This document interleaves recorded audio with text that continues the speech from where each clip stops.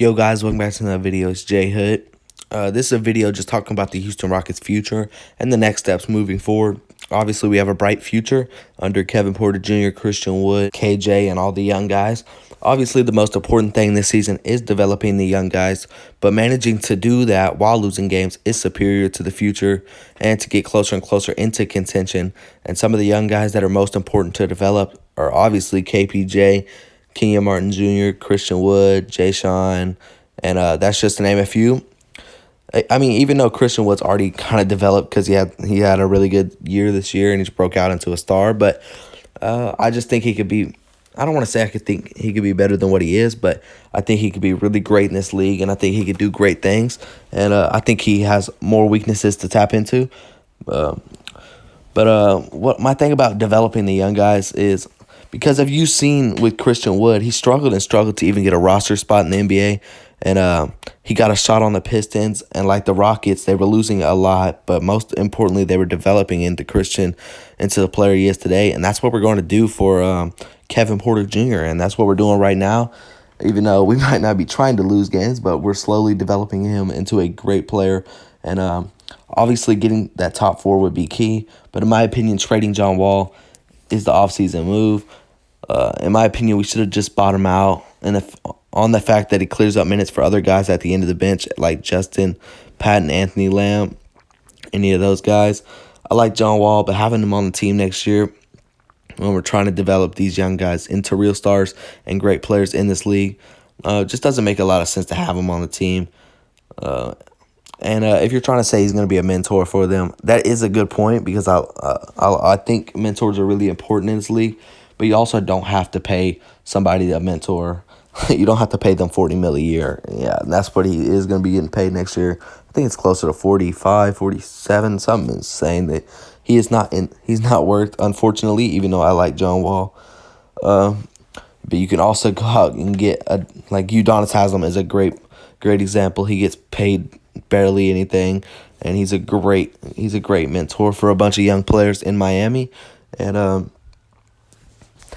with that money, like with dropping John Wall, with that money you can go out and you could pick up a bunch of new players or even a max free agent. So that would be insane.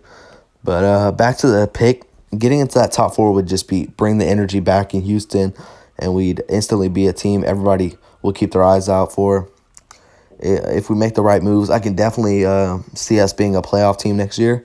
And even if we aren't, saying we get into that top four, it just gives whoever we picked a full year to drive the ship and tap into their weaknesses and find their spots and develop playing NBA basketball. And that's just the most important thing.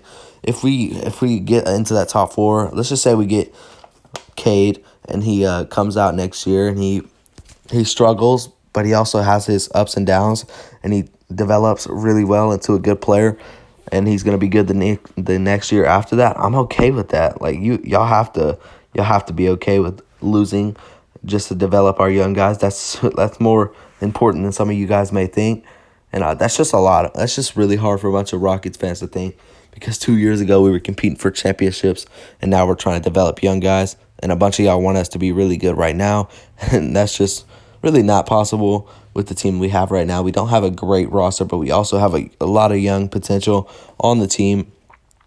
And I'm really excited to see what Kevin Porter Jr. can do for this team. And obviously, a bunch of our Rockets fans, if you're a fan of the other team, any other team, you wondering why the Rockets have such high expectations for Kevin Porter Jr. I mean, from where I stand, I've watched a lot of film on him. I've watched it. I used to wake up early just to watch the G League games because they used to play so early, just to watch him play. He's a great player. He's a great playmaker. I think, developing him into a point guard was the right move for us. I've watched a bunch of film on him. He's great around the rim. He has a nice mid-range jumper. He has a nice jump shot. He can struggle to get the three ball to go in, but that's just something else to add to his game. And it's not like he's a bad shooter. He can definitely knock down an open three. And yeah, him in that top four pick just would be an insane future with Christian Wood, with Jay Sean Tate in that starting lineup, with Kelly Olynyk if he decides to re-sign, who also had a good game. Yeah, when you're watching this, it'll be yesterday. He had a good game, and yeah, that's extremely important.